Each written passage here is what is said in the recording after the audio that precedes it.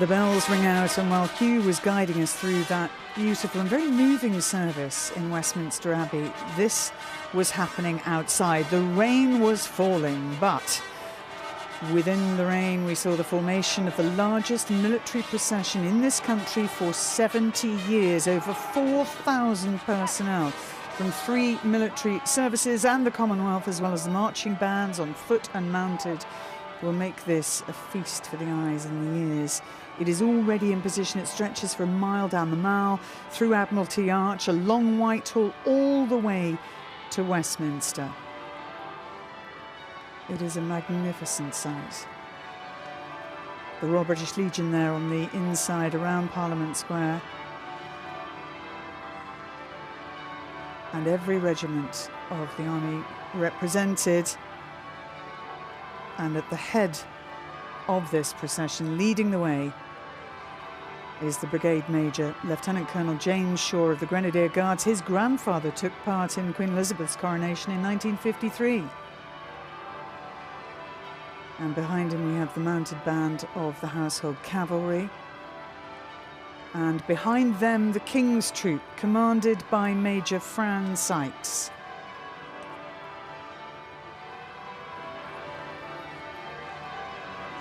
And the band of the Royal Regiment of Scotland leads detachments from the Realm and Commonwealth forces and British Overseas Territories, and they will be flanked by 124 flag bearers. We have the RAF as well, commanded by Group Captain Stephen Harrison.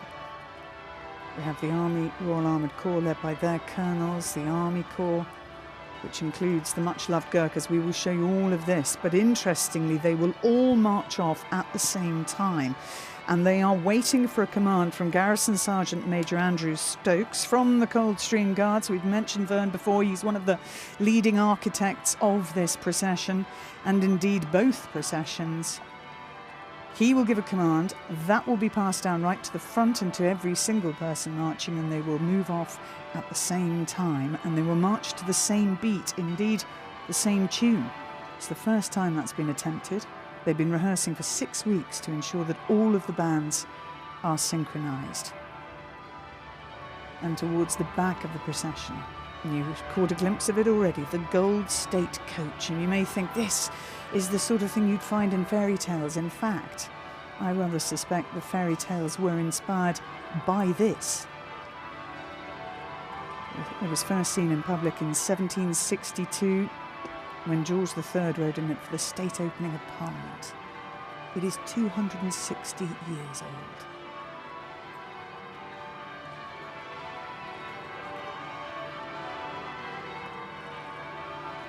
And Brigadier Greville Bibby, CBE, is alongside me, waiting for the command here, and I know you're anticipating this hugely.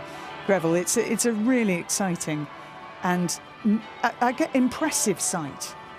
It is, and I was just thinking, there's the Garrison Sergeant Major, you just mentioned, Vern Stokes. I was speaking to him yesterday, just confirming how on earth they get everybody to step off at the same time.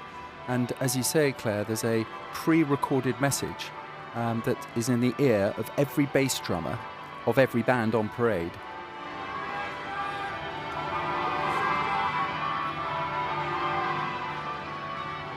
There is the command. Now, it will take a few seconds for that to filter down,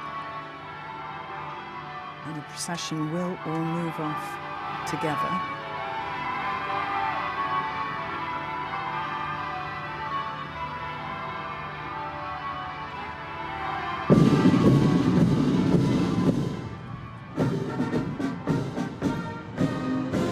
That is remarkable. So the whole parade starts together, and you notice that he paused as it was being counted down in his ear. The same countdown for, as I say, all the bass drummers. That's a remarkable feat.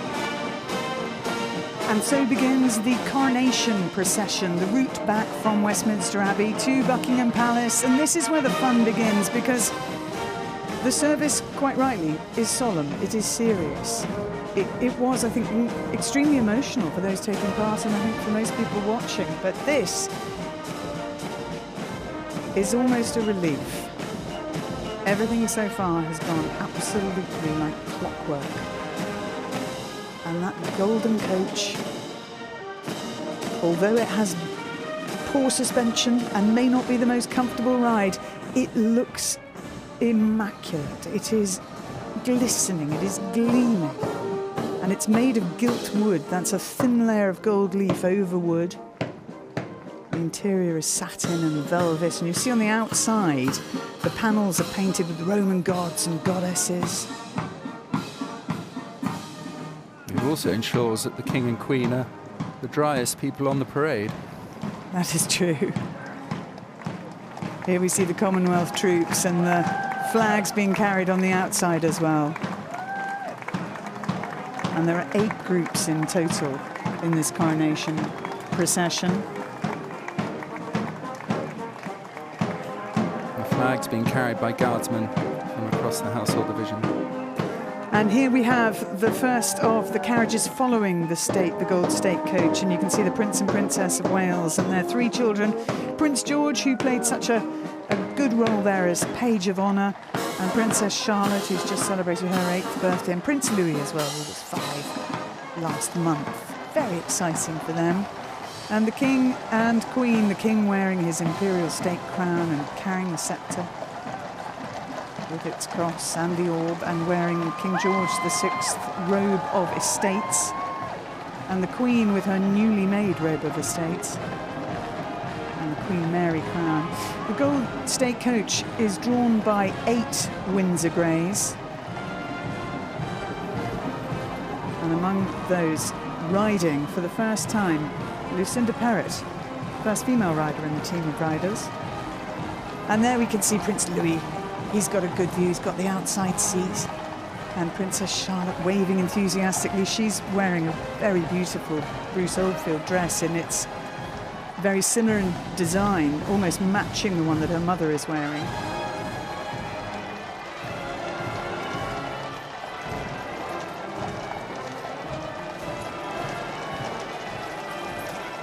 And right at the front of the procession, you can see it's halfway down the Mall already.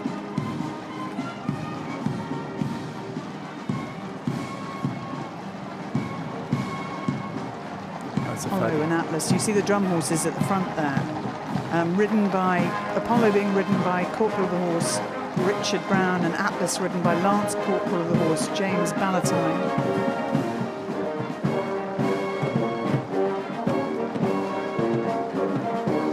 Yes, we saw Apollo slightly misbehaving at the beginning, didn't we? They did so well to control him. He was tricky, he was being tricky. Now, a very quick change and leg up for Her Royal Highness the Princess Royal, because you saw her leaving Westminster Abbey to a side door, and in a matter of minutes she is now mounted, and she is not far behind her brother the King, and she is gold stick in waiting and Colonel of the Blues and Royals, and I think fair to say the best rider on parade. She's a former Olympian, a European Open champion as well, so she knows what she's doing, and she is riding a horse called Falkland. There she is, and looking extremely comfortable en route. I think the rain has eased up, you know, just in time. She's riding with the other colonels of the regiments of the Foot Guards. Next to her, Lieutenant General Sir James Bucknell, Coldstream Guards. And we'll have a look further ahead in the parade, because the RAF make a particularly impressive sight because of their white gloves, and you can really see those arms marching in time. And now you can feel the energy coming back to the crowds. They've been watching the service on the big screen, but this is what they've been waiting for. This is why they slept overnight, to get a position, so that as the procession came by, they would feel it as well as see it, and catch a sight maybe of those young princes waving at them. And just to correct myself, actually, Princess Charlotte and the Princess of Wales wearing outfits designed by Alexander McQueen.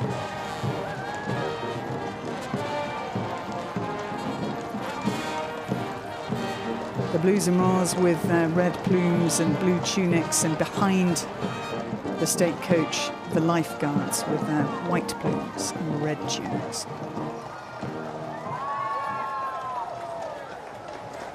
And that is their role, isn't it? The two regiments of the household cavalry, very much to protect the monarch. They are the sovereign's escort, Claire, as it says, and whenever the monarch is on a ceremonial parade, you'll find the sovereign's escort protecting him. And the Gold State coach also flanked by watermen, yeomen, palace footmen, grooms, all on foot, and 28 representatives from British overseas territories.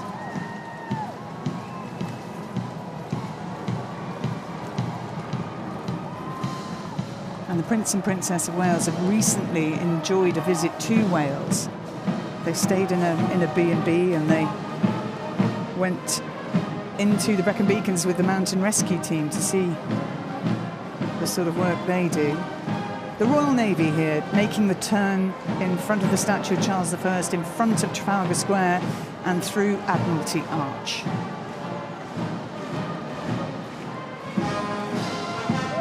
They're commanded by Captain Sophie Shaughnessy, Claire. She's a marine engineer who served with great distinction in the Royal Navy, Bosnia and the Gulf, amongst other places. And this is her last duty in uniform, commanding the Royal Navy at the Coronation. And they're the band of the Royal Marines with their white pith helmets.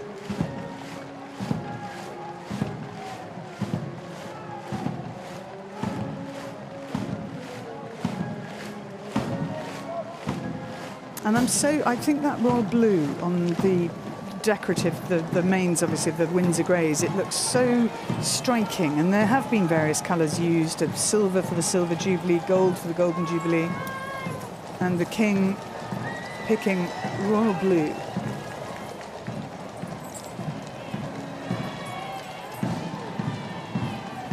Passing the cenotaph, coming up towards the memorial for the women of World War II.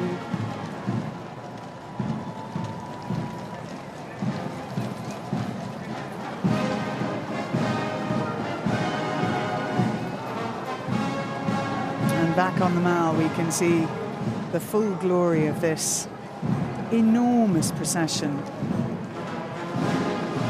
As we've said, the largest for 70 years, Greville. It is, and as you said earlier, it's divided into eight distinct groups. You've got the brigade major leading from the front, and then you've got the Royal Air Force, closely followed by all the regiments from the Royal Armoured Corps in the Army, and then the senior Army Corps and the infantry following them. Behind them are the junior Army Corps, and hopefully we'll see all these different regiments and units more closely in a minute. And then, as we've seen, the Royal Navy and the Royal Marines bringing up the rear. And of course, that's a great honour for them. As the senior service, they are closest to the monarch. Behind them, the Foot Guards and Household Cavalry dismounted.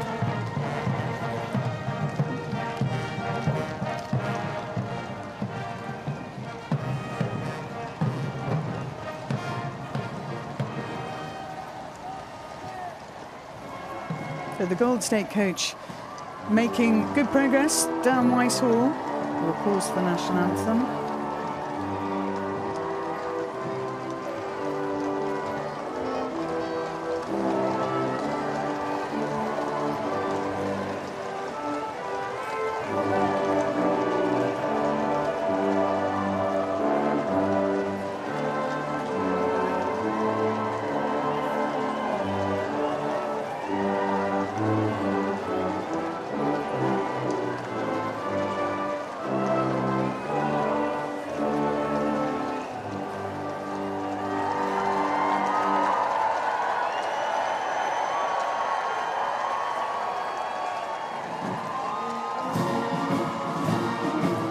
All 5 regiments of the Foot Guards now making that turn, and they will have to funnel themselves through those 3 arches. So quite a feat, Greville, of organisation. It certainly is, and it's going to get even more challenging when they come to the gates of the forecourt of Buckingham Palace. And we see there behind the Foot Guards, we have a number of different organisations: the Yeoman Warders, the Royal Watermen, as you mentioned before, the King's Bodyguard, or the Yeomen of the Guard, the Royal Company of Archers, and the the Honourable Company of Gentlemen at Arms. All 5 regiments of foot guards with their King's colour ahead of them, and their regimental lieutenant colonels and commanding officers on parade. And there you see the dismounted regiments of the Household Cavalry, the Blues and Royals, and the Life Guards. Commonwealth troops in the overseas territories. And it's wonderful to know the reach that today is having around the world. 447 representatives of the Commonwealth Armed Forces on parade. And of course the King is head of the Commonwealth. And very interested to learn that he has managed to visit 45 of the 56 Commonwealth countries, which is quite a feat.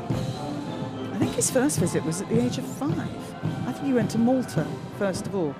So only a year after he attended the Queen's coronation, he was on his first official trip to a Commonwealth country. You see that grandstand behind. They've got a lovely view now. We're back with the Prince and Princess of Wales. And the children all at the same school now, at Lambrook School in Windsor. And Princess Charlotte, I know, is massively into her gymnastics. And the two princes enjoy their sport as well. And I think their parents are very keen to ensure they have an outdoor lifestyle as much as possible, a normal childhood as much as is possible. Well, and there we find their Royal Highnesses, the Duke and Duchess of Edinburgh, with their children, Lady Louise Mountbatten Windsor and James, Earl of Wessex. And Louise is 19 now. She's studying English at St Andrews University. And she'll be particularly appreciative of the driving of the carriages. Carriage driving, a great love of hers. And in the final carriage, the Duke and Duchess of Gloucester and Vice Admiral Sir Timothy Lawrence.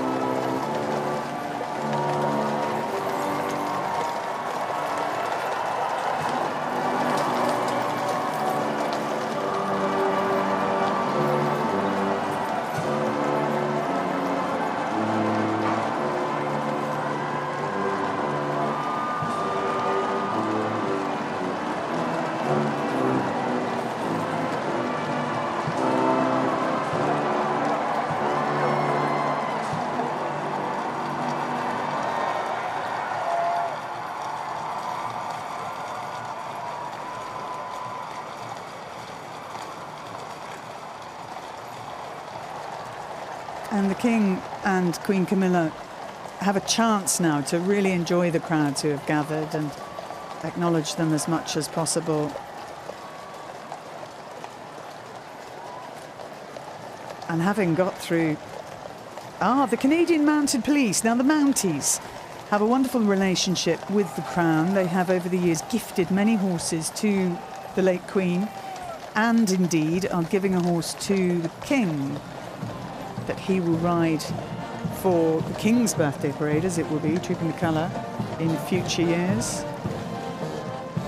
So the Mounties have a very prime position. They have, I mean... And actually, I think all of those horses here have been gifted to the royal family. So they are being ridden here, but they actually now belong to the royal family. And I was going to say, what an extraordinary thing for them to be able to do, to come over from Canada and ride at the head of the royal procession. The Royal Air Force have reached the Queen Victoria Memorial, and I mentioned this earlier, all of the marching elements to this will make their way into the gardens of Buckingham Palace, and they will form up there to salute the King. Because they're ahead of the Gold State coach, they haven't had the chance to see him since he's been crowned, but they will in the gardens. Yes.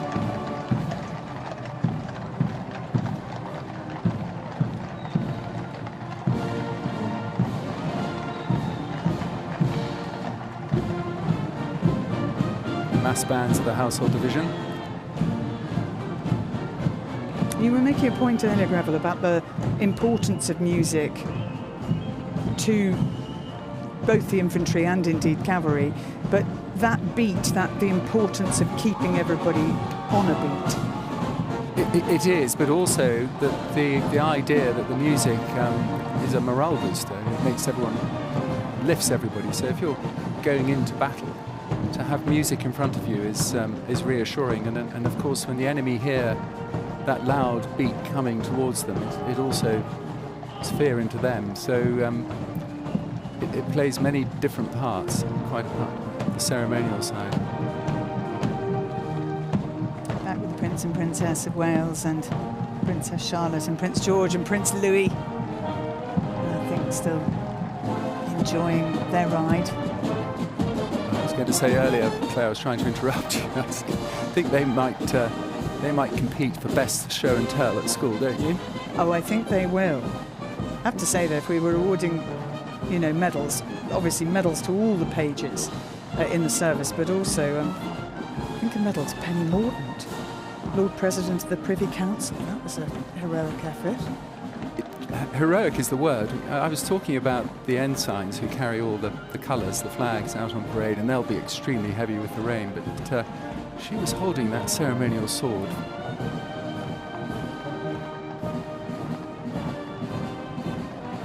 We have the Gurkhas.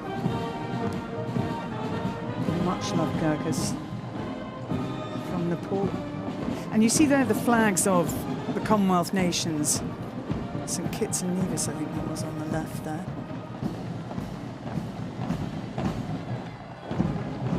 And the Princess of Wales looking absolutely beautiful. Prince of Wales is wearing underneath those robes the uniform of the Welsh Guards. He is now their colonel. He's their colonel. And of course the Princess of Wales is the colonel of the Irish Guards. And both of them wearing formal robes and mantles.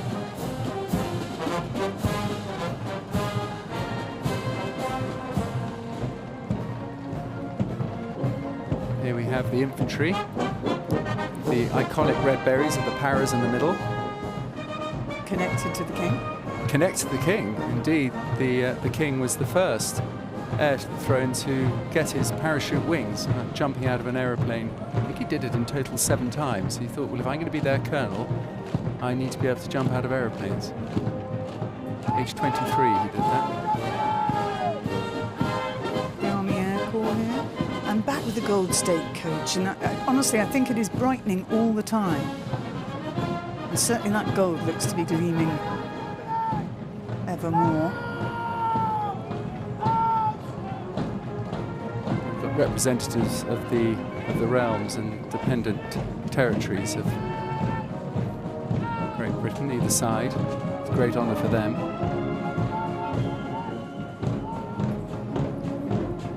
I was listening to Sir David Attenborough yesterday evening talking about the importance of the Queen's coronation 70 years ago in terms of the history of television.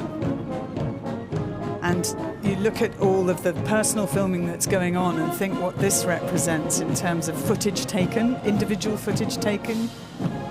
It must be covered by more cameras, if you see what I mean, official cameras and personal cameras, than any event ever.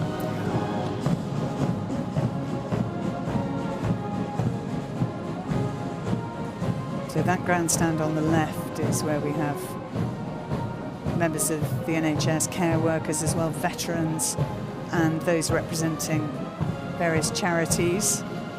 Oh, good move there from the Royal Navy. Well, this is the manoeuvre I was talking about earlier. You can see the gate top right where they're all going through.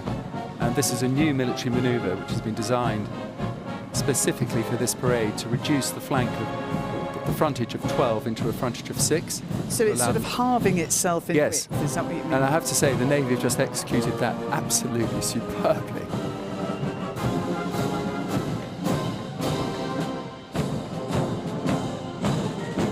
See the streetliners there, still standing there. They've been there since 9 o'clock this morning as a Coldstream Guardsman saluting the royal family. And I wanted to ask you about the 5-pace gap of the streetliners. How is that measured? Well, you might be familiar with some senior non-commissioned officers. In fact, you see the Garrison Sergeant Major in the background there, right in the sort of left middle of the screen, carrying a stick, and that is called a pace stick. And it is, when it's opened, it replicates a 30-inch pace, and they use the pace stick to get the 5 paces that they need between each streetliner.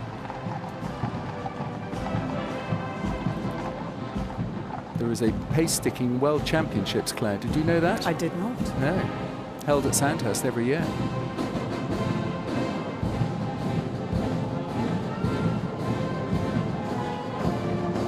Prince Louis is enjoying this, I think. He's only a year older than the King was when he attended the Queen's coronation. But all of them will remember this. They're old enough to remember it, and everybody here today. There's a day they will never forget. See the lifeguards there in the blues and royals, either side of the gold state coach. And the Duke and Duchess of Edinburgh, the Duke being patron of many charities, including the National Youth Theatre, the British Paralympic Association, the Sport and Recreation Alliance as well.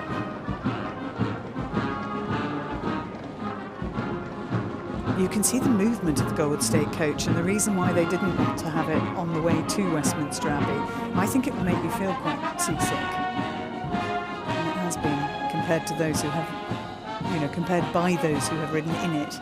It's like riding on rough seas.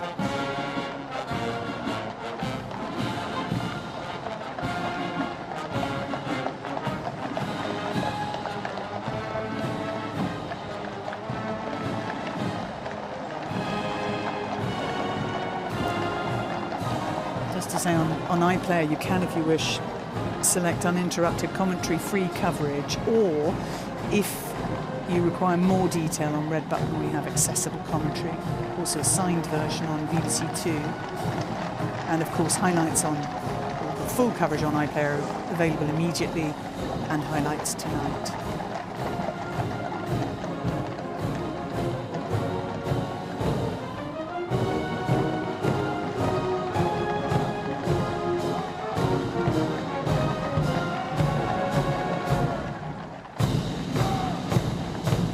You see there the very back of the procession. The front of it already has reached the gardens of Buckingham Palace, and the back of it now into its last section down the Mall, and colours being lowered as the state coach goes by. Yes, the soldiers will use their rifles to salute, and then the young officers carrying the colours will lower the colours. I was talking about how tricky that becomes when they are wet. I mean, it's difficult enough normally, but when they're wet, they'll be 3 times the weight.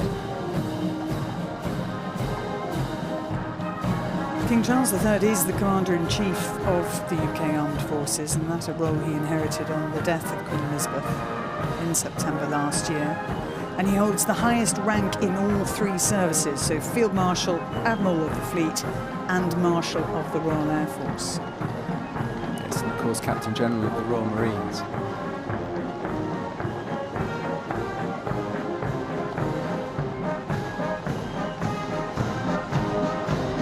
See bottom left there is colour down saluting as the King goes by.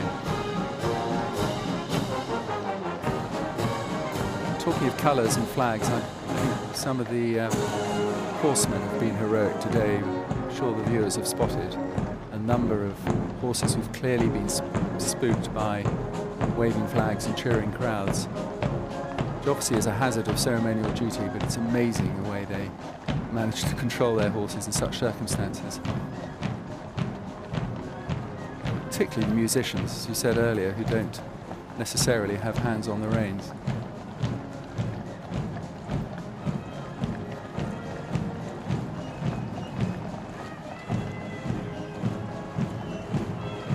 And talking of horsemanship, you see Her Royal Highness the Princess Royal there, back right of the Gold State coach, so relaxed in the saddle.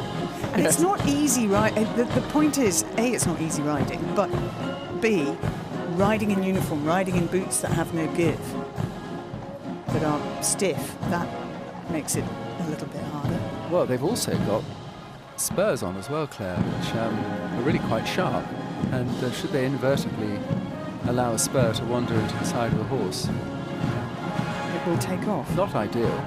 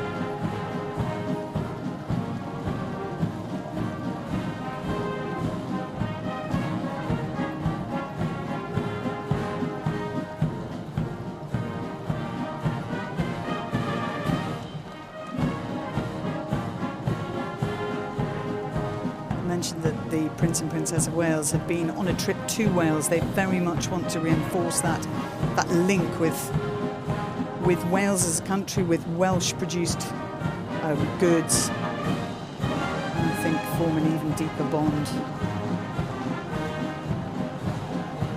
There's the Guard of Honour again, Claire. You can see the standard of the Coldstream Guards. Only ever carried in the presence of the monarch. One of two colours.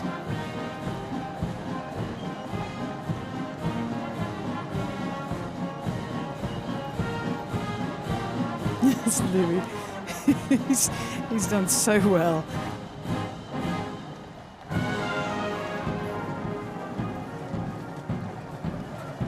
See the Sovereign's escort now pulled off to the left. I don't think they'll be going into the gardens, Claire. I'm sure the gardeners of Buckingham Palace would be very happy if those horses appeared on their lawn. No, they will be taken back to the Mews. And as the gold state coach disappears, and we have one last look at Prince Louis there, and the Prince and Princess of Wales, and Prince George and Princess Charlotte. We will next see all of those who were involved marching on procession. We'll see them formed up in the gardens behind the palace, in their chance to personally salute the King and Queen.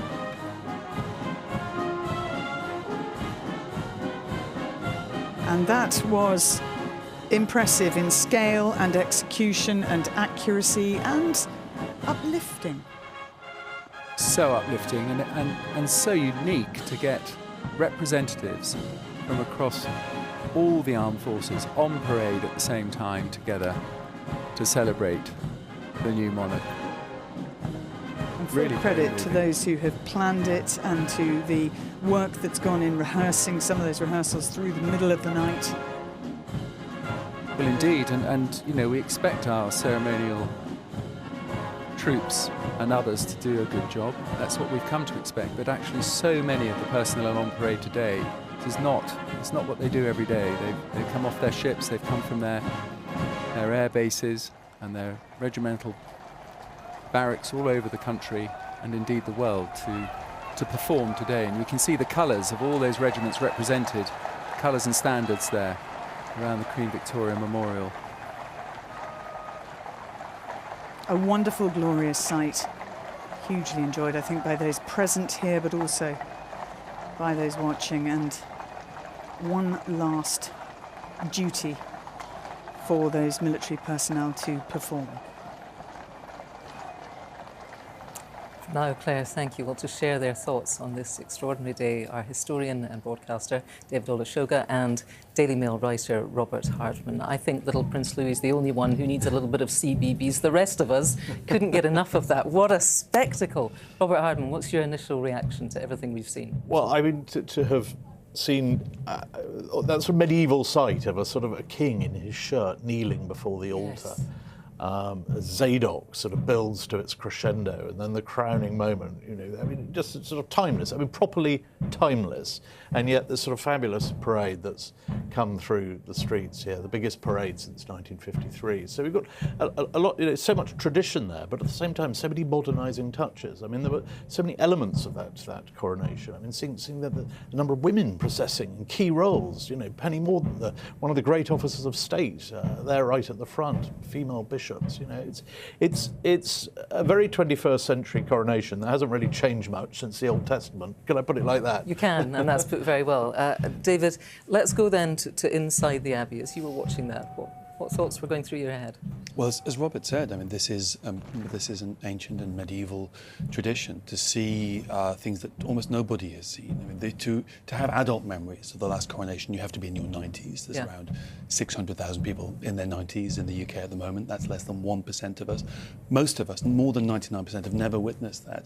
So a tradition that has lain dormant, as it were, for 70 years can suddenly be revived and can be seen in all of its complexity, all of those layers of history interacting.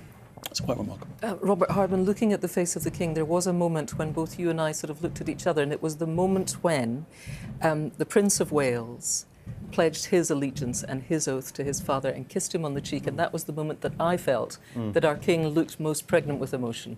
I think it was incredibly touching for him, and it was a reminder of that moment in the Queen's coronation in 1953. All the solemnity, suddenly this sort of the serenity just sort of cracks momentarily when Prince Philip gave her a kiss on the cheek, and it's that moment where the sort of family breaks through all this tradition. I think it's a very sort of reassuring moment, and he was clearly, I think, that to him it was a very poignant scene. And Queen Camilla. I didn't quite have time to ask you before the service about Queen Consort versus Queen Camilla. And of course it's correct, I understand, to use either and both. But now seems the time when both the palace and maybe the nation feels comfortable with the words Queen Camilla. I think that's one of the changes we will see as from today. I mean, up until now, Queen Consort was the official term everybody used for very understandable reasons, because in those early days people didn't want to confuse the Queen, Queen Camilla, with the late Queen, in the same way that in 1952 the Queen Elizabeth became the Queen Mother to distinguish her from Queen Elizabeth II. So, but what we saw today, it's fascinating. Go through that order of service, you won't find the word consort in there at all. It's Queen Camilla from beginning to end, and I think that's probably what we're going to see from now on. Inside the palace there, they sometimes refer to TQC, the Queen Consort. They can just do TQC, the Queen Camilla. They don't need to change it, but I don't think we'll hear consort so much anymore. Yes, the Vivat Camilla bit was interesting. That was the moment, really, that it seemed she's in Latin. Yes. It's there. It's in the order of service. David Olusoga, the parade itself, I mean, that contrast, as Robert Hardman was saying, there was a solemnity, understandably, entirely appropriately within the Abbey, and then the drums, they beat, and we suddenly all sort of raised ourselves up for that, even through the raindrops. Very, very colourful and vibrant, and it continues, this wonderful parade.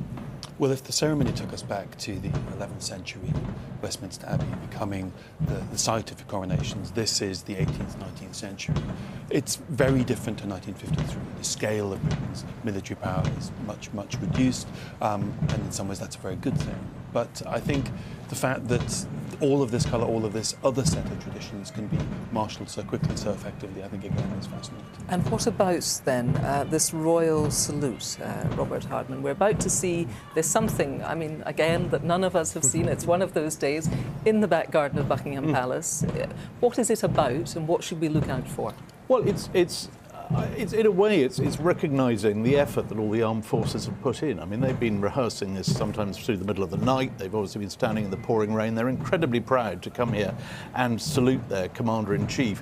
But if you're on parade, the one thing you almost never see is the Commander-in-Chief, because you have to march in front of him, except for the streetliners. Most people can't see him. So it was an idea of the Earl Marshal, the Duke of Norfolk, who put all this together, and the King, that everyone who takes part in this procession should be given the opportunity to actually salute their Commander-in-Chief at the end. So the idea is march them all through to the garden. I'm sorry for the gardener, I have to say. Yes, but it's a bad day for the gardeners. Well, he's got a garden party next Tuesday as well. So it only gets worse, yes. He's got a lot of feet on his lawn.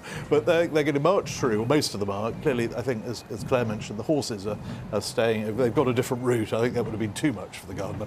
And they will line up, they will form up on the palace lawn, very large lawn, largest lawn in London, and they will face their king. And when he is processed through the palace now, he's obviously now, as we speak, getting out of the Gold State coach and heaving mostly a sigh of relief, although there are a few bits to come, and he's walking through from the east side, which we're here on the east front. He's going through to the west front, out onto the terrace there, and there he will take the salute of his troops, and I think he'll be very grateful to them, and they'll be very pleased to see him. And let's join Claire again. I think she's ready to tell us the scene that is being set in the garden of Buckingham Palace. Claire.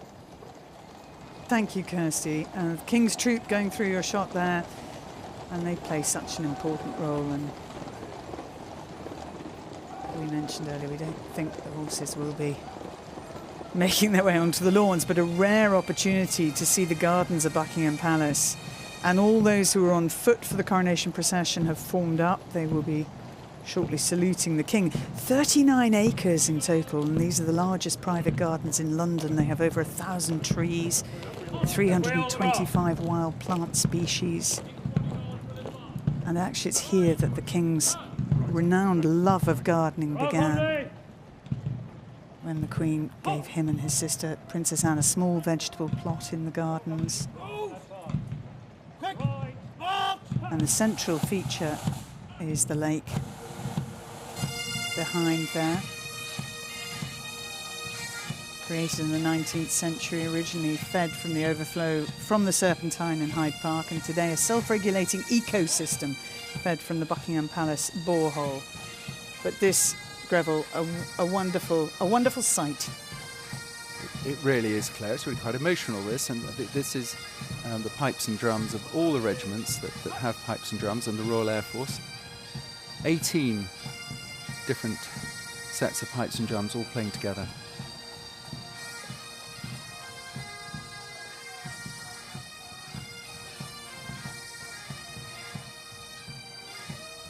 Well, what an astonishing and special sight that is. The military on display, all of the armed forces there, putting on quite a remarkable show for the King, the Queen and the rest of us. Hopefully it's not over though. We should have a flypast still to come as well. And whilst that wonderful military procession was in full flow, Sophie Rayworth caught Bishop Gully and Bishop Rose Hudson Wilkin as they left the Abbey after the coronation service. So much history in that abbey today, but I'm here with two women who were not only very much at the heart of the history, but were making it themselves. Bishop Rose and Bishop Gully, you both were the first 2 of 3 female bishops who've ever taken part in a coronation. What was that moment like for you? Well, inevitably a huge honour and a privilege. There was so much innovation in that service, as well as, of course, all the historic elements. But for us, very, very special to be amongst the first 3 female bishops. There have only been women bishops since 2016, so it's the first time it's been possible, and obviously a real joy for us. And what about for you? Excited, surprised, and honoured, deeply honoured to have been part of this historic moment, once in a lifetime. Moment. And the moment when the screens went around the King and you were so close to it all, what was that like? It felt to me like the most intimate part of the service. It becomes very, very private between the King and between God. And then, of course, the beautiful screens and that spine-chilling moment when Zadok, the priest, begins. And you kind of have a sense that something is happening, even though it's the least visible part of the service. So, yeah, really, really special. Yes, he emerges from the screen, just, undressed almost, and you think, wow, something is happening here, or something has happened. And of course, Zadok for me too I felt transported. It was amazing. And Bishop Rose, you also gave Queen Camilla, the Queen Consort's rod to touch. Describe that for you. Well, again, it's, how does one, coming from Montego Bay, Jamaica, get to be right at the heart of it? But it was just such an honor and a privilege to be part of that. And it's going to stay with me forever. Yeah, and you were both right there, very much at the heart of it, making history yourselves, as I said. The atmosphere, though, inside the Abbey, what was it like?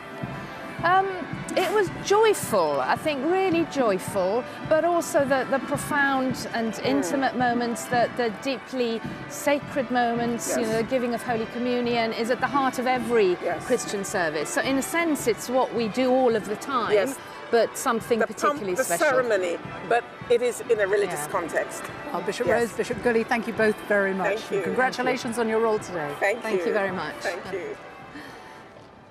And with perfect timing, back in the gardens of Buckingham Palace, Lieutenant Colonel James Colby will give the command for the Royal Salute, and then the national anthem will be played by the massed bands of the Household Division, led by Lieutenant Colonel David Barringer.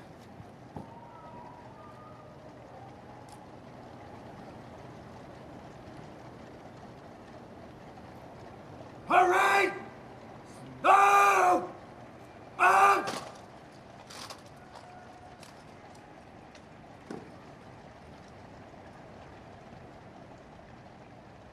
We just saw there Lieutenant Colonel Tom Bonus at the top of the steps, Claire, who's the retiring regimental adjutant of the Welsh Guards, been in the service, continuous service for 54 years, and he's giving the signal to their Royal Highnesses that the parade are ready to receive them.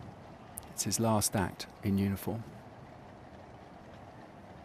And we look there at the shot of those who were on parade, 4,000 of them who played a key role today, right at the back of the pipes and drums.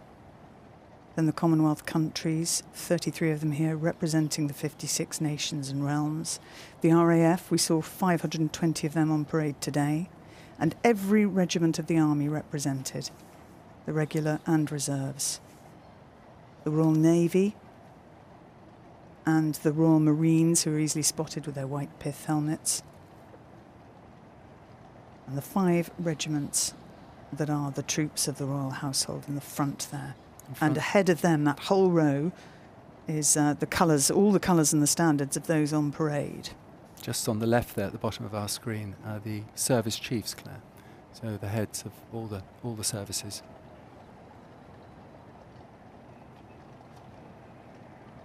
And right towards the back, and we might catch a sight of him later, is the mascot of the Irish Guards, who is Seamus, the Irish wolfhound. He's the one dog there on parade. They're the service chiefs. James Colby waiting for their Royal Highnesses to come to the top of the steps. The Garrison Sergeant Major keeping a careful eye on him. You see he's put his pace stick down. It's the pace stick I was talking about. And His Majesty King Charles III stepping out now onto the west terrace of Buckingham Palace.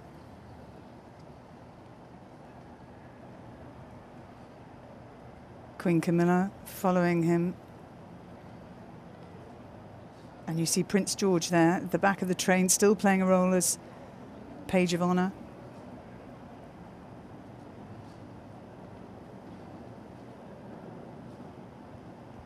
His Majesty's Armed Forces! Royal Salute! Present! Arms!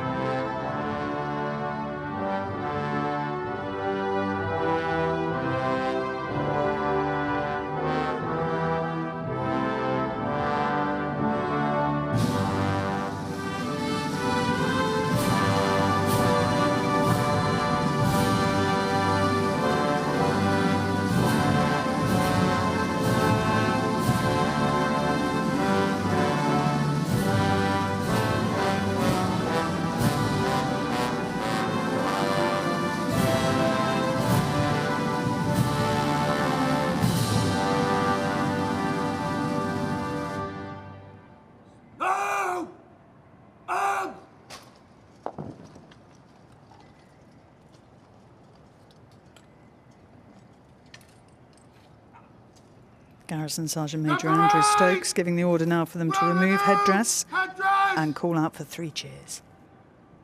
Remove! Headdress! Charlie! 3 cheers for His Majesty the King and Her Majesty the Queen! Hip hip! Hip hip! Hip hip! The parade will replace headdress! Replace! Headdress! Charlie! Rose! Quick! March!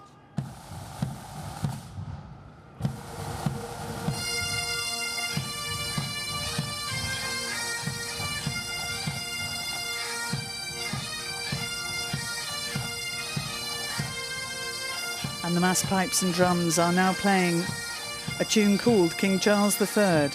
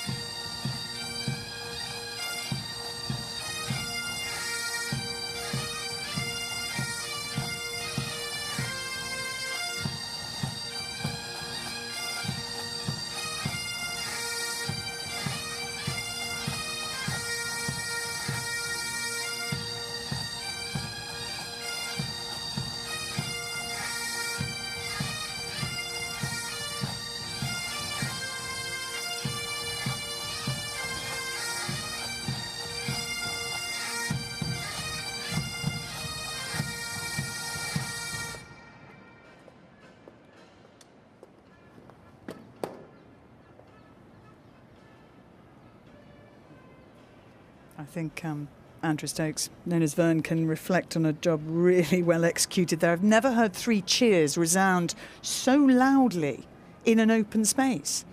I was the wrong person to ask the commentator on this. I'm actually in tears. I mean, that was really amazing. And you saw the Yeoman of the Guard saluting the King as he went back into Buckingham Palace, and we will see the King and Queen shortly alongside working members of the royal family on the balcony, and we still have a tri-service military fly past with 68 aircraft filling the skies above. But as far as the ground is concerned, the job that these 4,000 have done and the role they have played is almost complete.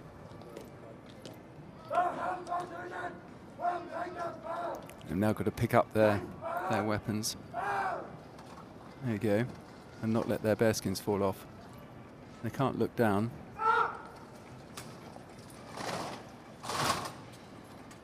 Well done.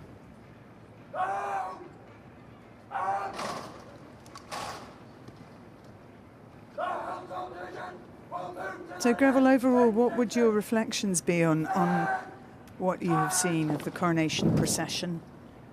Well, we've talked about the scale of the parade, because it is big. It's the biggest thing I've seen in my time, and I was serving, as you said earlier, for 34 years. But I think it's the delivery of the most extremely complex military operation, because that's what it was. It was a military operation delivered to perfection. And a wonderful, wonderful tribute to our King. And finally, Claire, it just makes you proud to be British. Well, most of these servicemen and women have been on the go since 3:30 this morning, when they left their bases to take the train to London. And nearly 11 hours later, they will now disperse. They will head back by train to those bases. And they can be very proud of the part they have played in a procession that truly was fit for a king and a queen.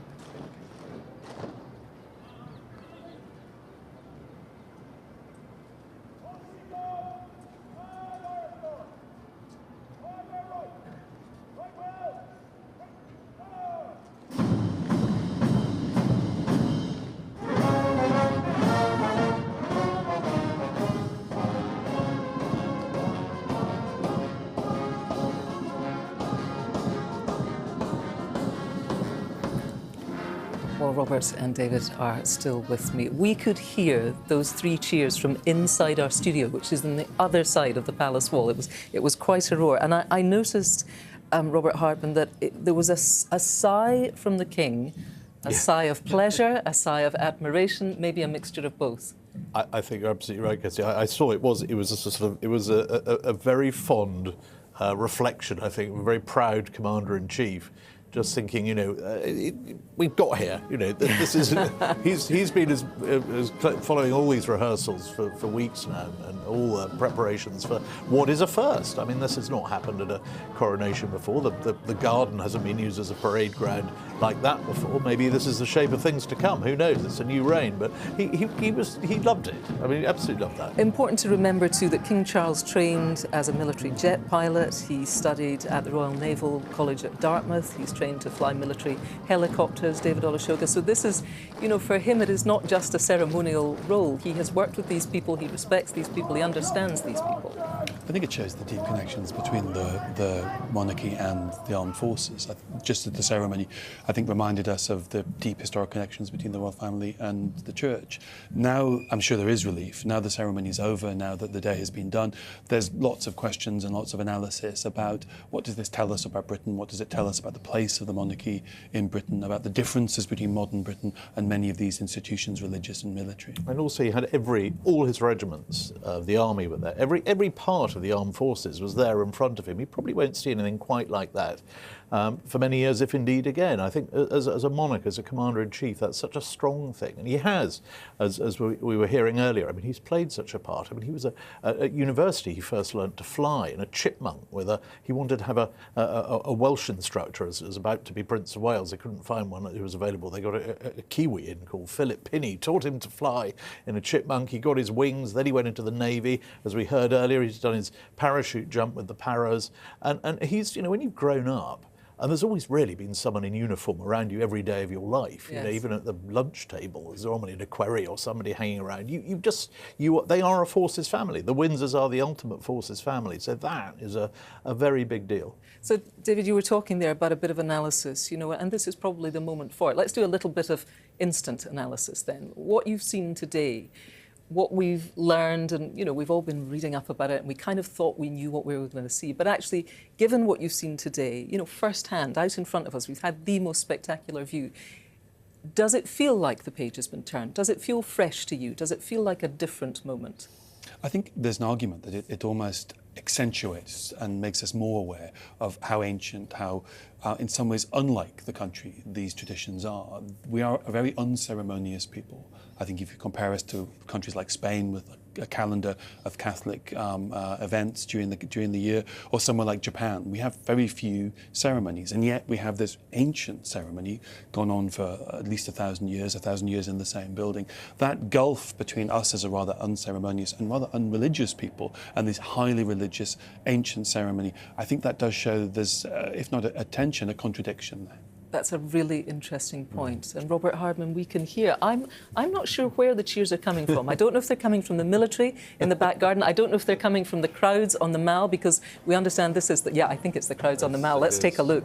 There we are. They're coming from behind the barriers, where they have been watching the incredible display before them. Their patience has been rewarded with that spectacle. And there we are. It was, of course, last June at the Platinum Jubilee that we saw scenes similar to this. We watched, I think it was 22,000 or so people stream down the Mall to pay their respects, to pay their tribute to Queen Elizabeth, who had been on the throne for 70 years. And today, a different moment. They come to pay their respects to King Charles III. As you look at these scenes, both of you, let me go to you first of all, Robert Hardman. I mean, that's quite something, isn't it? It's wonderful, as you say, Kirsty. I mean, the last time we saw this when you and I were here last summer for the great Platinum Jubilee. But I think what this underlines, and the flags there underline as well, we do live in an era of soft power, of influence and persuasion and charm rather than coercion. I think what today we've seen is a lot of this is soft power. You look at that crowd there. I was out among them yesterday. They're from all over the world. I mean, these are not by any means, just Brits or even just loyal subjects. People have flown in from all over. This is being watched all over the world, and the fact that you can get a crowd like this with just a handful of policemen in ordinary helmets marshalling this crowd. I mean, there's not a lot of high vis in there. It's all very good-natured, and it goes, I think, to the fact that it reminds me actually of the Golden Jubilee, which was produced amazing scenes just like this actually, which were used by the British Olympic bid to show the world when we were trying to persuade the world to give us the London Olympics. Look at the sort of party we put on here, and it was scenes just like this. And these are, they come round every now and then, and out of nowhere come these fabulous crowds. And any minute now we'll see what it means to both parties. Yes, David. There is, I think, 6,000. Media people here representing broadcasters from 22 countries on 6 different continents. This is a version of Britain, and I appreciate entirely what you're saying. This is not something we do often, but it is something that is watched by people around the world, and people appear still to be pretty interested in it. Is that fair? I think a spectacle like this, I think a ceremony of this lineage is absolutely fascinating to people all around the world. You can see that by the scale of media interest. I think I get worried when people say that this is somehow enhances Britain's position in the world. I think people are interested. I'm not quite sure it does perform the soft power purpose that many people suggest. But it's certainly something which people are fascinated about and associate with Britain. Okay. For now, both of you, thank you so much. It's been so interesting to talk to you. I think Anita Rani is still on the Mall. She is amongst those crowds. Anita. Thanks, Kirsty. I am still on the Mall, and I'm with Emma May Miller, who is a young ambassador for the Prince's Trust. Emma May first met the King when he presented you with the Young Changemaker Awards. Yeah. High five on that. How was that experience? I guess life-changing.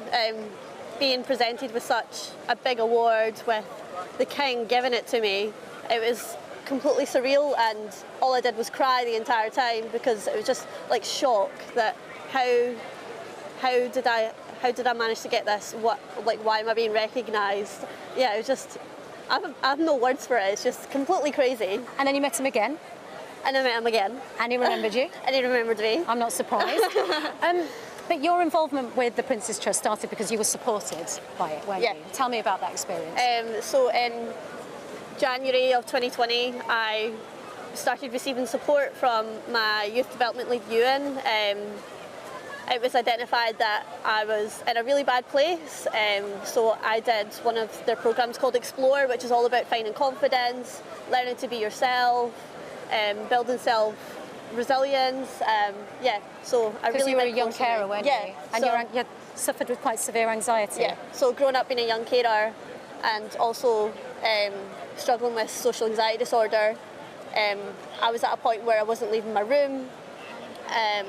I wasn't able to have friends, I didn't have any hobbies, I had no life, and I was stuck in my room 24/7. And how did being supported by the Prince's Trust change that for you? It gave me the realisation that I can do anything. I just need to push myself out of my comfort zone a little, and push myself to just be me, really.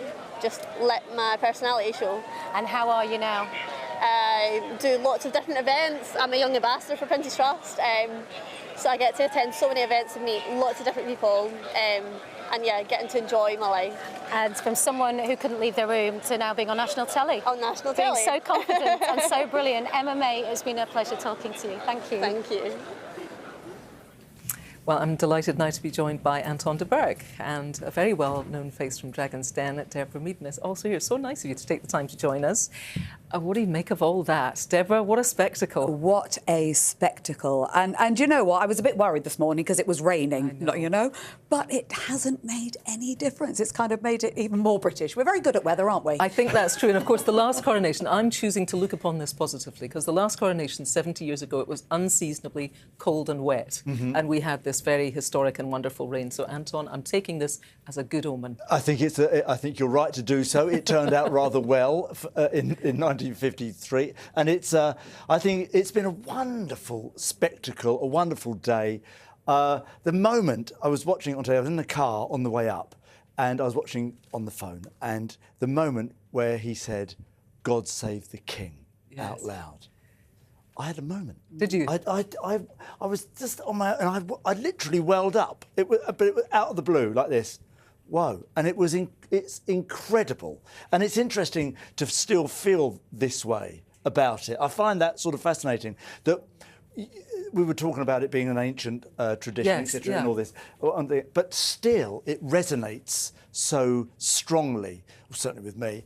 And the pomp and the ceremony and all the armed forces are out, and everybody's there, and everybody. The three cheers you spoke about earlier, but I find it just really, really emotional, and I love it. Deborah, it's a really interesting thing, because of course, quite legitimately, it won't resonate with everybody. There'll be some people for whom it's a complete turn-off, but the people that it does mean something to, it does get you right there. It does, but I think even if you're not particularly strongly royalist, the community, the coming together of all these people in the pouring rain, the camping out the 2 nights before, there's something lovely about a nation coming together. And, what a joyous moment to celebrate, as I say, whether you're a strong royalist or you're not a strong royalist. Also maybe at a time when we have less and less community, because people are in their silos, they're listening to their music, they're watching their television programmes, everything is sort of fed to us. In a sense, the community where we can all come together and agree on something feels pretty good. Yeah. On Monday, one of the things that I wanted to talk to you about was the big help out, because this is part of the push of this coronation weekend. We've got a bank holiday on Monday. The King is interested in people not just sitting on their backsides and eating coronation chicken and coronation quiche. He wants them to go out and volunteer. And as a legacy piece, not just on Monday, sort of forever. So this is the Kickstarter for it. Absolutely, it's called the Big Help Out, and we have so far about 1,200 businesses already signed up. Huge organisations through to tiny organisations. We're expecting 6 million people to volunteer in something. and there's a platform that you can go onto and say, that's what I really want to do in my local area. And you've got charities are on the platform. They can say these are the type of projects that you can support. So it's really about getting people involved, because volunteering is very good. It doesn't just do fantastic good. It's good for the soul. It's good for the mental health. It kind of gets you involved in things. Do you think there are a proportion of people who might want to help, but they don't know where to begin? Because they don't know if they get it right. They don't know how many hours they'd have to give up. They don't know if they'd really enjoy it. And then if they gave it up, would they feel terrible because then it's a failure? You know, there are little bits of resistance in all of us. I think you're absolutely right. But also, I think that's why business has had to get involved, because businesses need to be able to say, yes, you can take time off. You know, and not only that. Will businesses say that? Well, my businesses are, yes. Okay. And they are, clearly, because there's 1,200 businesses that signed up to do it. And also showing people, you know, go onto this platform and you can choose what you want to get involved in, because the things that you love might not be the things that I love, get me fired up. So I think it's a wonderful way of saying, on this platform, you're going to find something you really care about, you know. And once I think you start volunteering and getting involved and you feel that difference that you're making, you know, I think that's really important to all of us, isn't it? Well, a little bit means so much. That's the thing. You don't have to feel that you're going to have to commit swathes of time to this. You can just do a bit, but it means so much. By doing a bit, you give so much. And I think that's the most important thing. And often with these things, just getting started, and then you'll end up building on it yourself anyway. Anton, when you are, as my granny would have said, such a well-kent face, when you are on such a big show, you will get asked very, very often to help out with, she was a lovely granny, to help out with this and that, and can you lend your time? You know, the request, well, to both of you, of course, the requests must come in all the time. How do you choose what to get involved with? Well, it's I'm happy to do anything, really. I'm sort of like that, and it's always a time thing. If I can do it, I'm happy to do it, and that's always been my attitude about the whole thing, really, because. I know a lot of people are very specific about various charities or one thing that they're going to be involved in, which is great. But I think, again, as I said before, I just try and do what I can. If a little bit of if I do something and it helps, then that's, you know, that means everything. Well, you know how many million people are watching this. All the charities. I've absolutely no time at the moment. But that's the key, really. I like to. If you can, as my granny used to say, I like to spread myself out. Right, the grannies are getting a good old shout-out today, aren't they? Why shouldn't they? Wise work. Let's talk a little bit about partnerships, because you're a man who knows a lot about partnerships. You know, dance partnerships, why partnerships work, the chemistry. One of the things that we notice about the King and Queen is they do a lot of things together. Yes. The chemistry is interesting there. What do you think? It's a lovely relationship to watch. They are King, Queen, they are husband, wife, they are best friends, and they are soulmates. And they're interested in each other and what each other are interested in. And I think they're a wonderful couple. I find them quite romantic, really, a little bit throwback, I know. Maybe that's just me, maybe that's the way I feel today. But I think it's a lovely couple. I think can you say that about the King and the Queen? They're a lovely couple. I think you can. I think they are. And if ever two people were made for each other, it's those two. Well, Deborah Meaden and Anton de Burgh, thanks for telling us about the big help out on Monday, and it's lovely for you both to give up some of your time on this wonderful Coronation Day. Real pleasure to see you. Amazing thing to be here. Thanks for asking. Thank you. We can take a little look at the crowds moving down the Mall, as we saw there are certainly plenty of them, and there they come, coming from, well, we would imagine not just from the sides of the Mall, where they have been watching the parade, watching the royal carriages go by, but also from the big parks in London, in St James's Park, and also at Hyde Park, where there have been huge screens displaying all of the day's proceedings, from that extraordinary solemn service that we saw in the Abbey to well, the unbridled joy. And you, sir, look very good in that suit. Wherever you got it from, it was money well spent. And there we are, King and Queen, not the only ones with crowns today. Looking magnificent, enjoying his moment. That'll be posted within seconds, I would say, to his many thousands of followers. And there we see the huge police operation that has allowed all of these, probably tens of thousands, I expect, of people who have thronged into the Mall to happen safely without any incident. There she is, filming it for years to come, and she'll show her children. She will say, I was there. The scenes are remarkable. I think the rain has truly stopped now, and maybe some of those soggy cagoules are starting to dry out. And we are hoping that in a matter of maybe 15 minutes or so, we shall have the royal family, the King and Queen, appearing on the balcony at Buckingham Palace, accompanied by other working members of the royal family, and that they will enjoy a fly past. Now, due to the weather, we had been planning, the long-term planning was for a 7-minute fly past, but we think due to the low cloud and the adverse conditions, it's more likely to be a fly past of around about 2 to 3 minutes. It's going to be helicopters and the Royal Air Force acrobatic team, so that is something to look forward to. There's certainly been plenty to look at today, not least the wonderfully smart outfits, the robes, the uniforms, and joining me now with their expert eye for such things is the English fashion accessories designer, I should say British fashion accessories designer, Anya Hindmarsh, and once again, India Hicks is here. Thanks both for taking the time to join us. It has been, Anya, a feast for the senses. In terms of looking at what was worn today, what caught your eye? It has to be the Queen Consort, I think. I think she looked absolutely spectacular. And I think all the stories and the meaning behind her outfit was really, really moving, actually. So this was a Bruce Oldfield design gown, and it was very much a gown. And would you say there are sort of rules to be followed when you are making a gown for something as significant as this?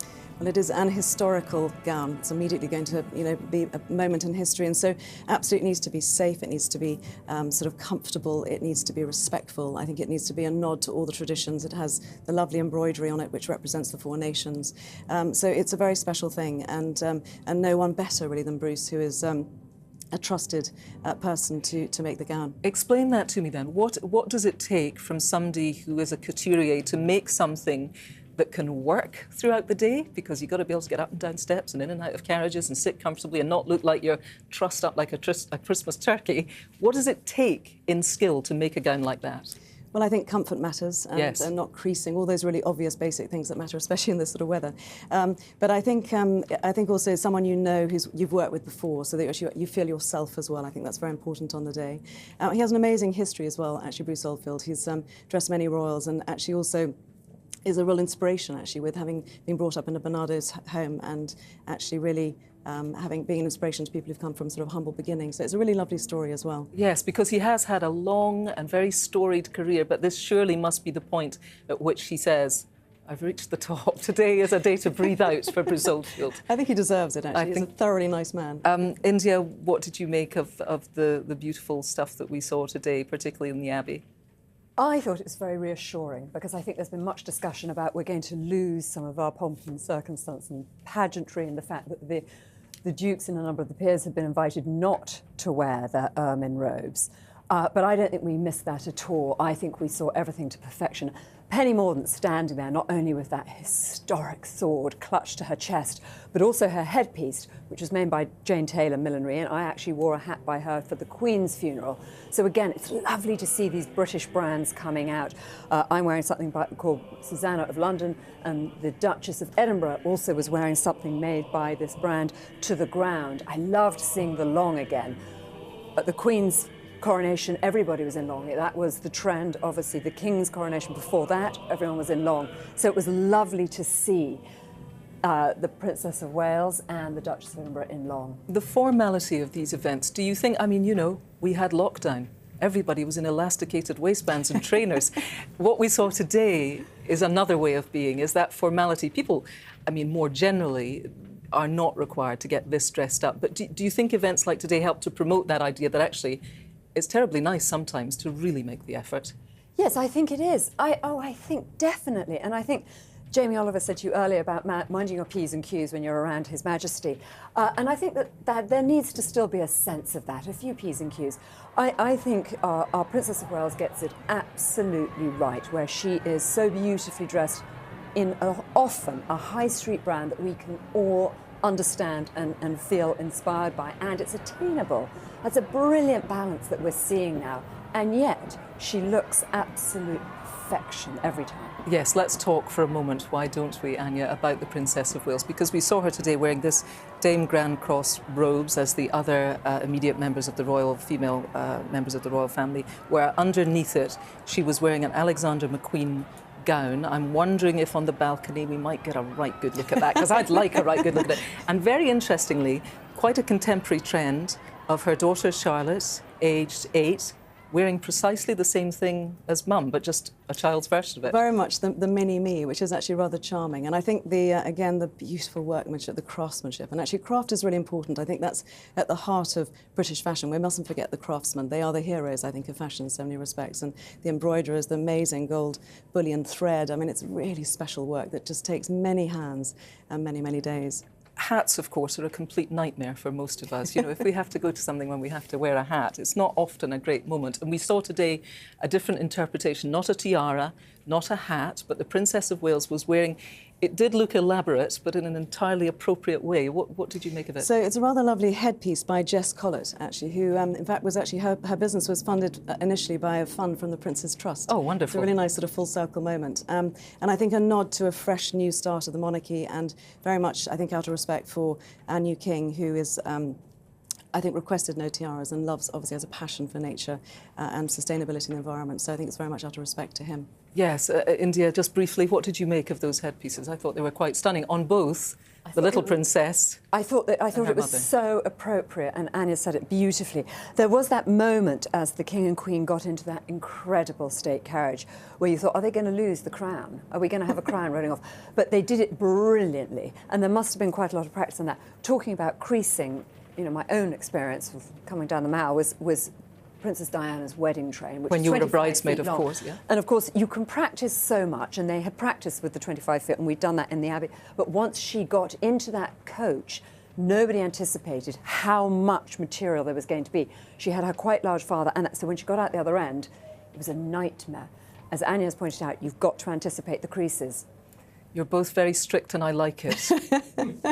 So many rules, so many things to think about. Thank you so much for your expert analysis. That was really interesting.